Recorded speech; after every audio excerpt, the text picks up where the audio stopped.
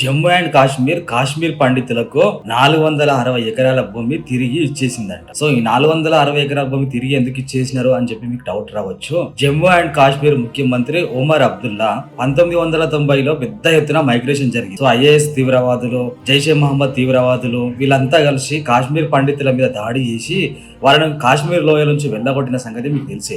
36 సంవత్సరాల తర్వాత సో వీళ్ళంతా తిరిగి కాశ్మీరీ పండితులు కాశ్మీర్ లోయలకి వెళ్ళారు.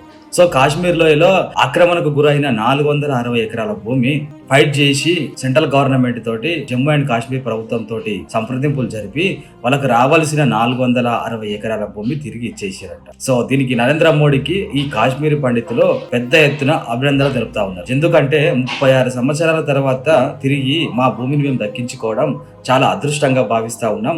ఆక్రమణకు గురైంది ఐఏఎస్ తీవ్రవాదులు, జైషే మహమ్మద్ తీవ్రవాదులు మా ఇళ్లకు చొరబడి మా లేడీస్ ని మమ్మల్ని చాలా చిత్రహింసలకు గురి చేసి మమ్మల్ని ఈ లోయలోంచి వెళ్ళగొట్టినారు.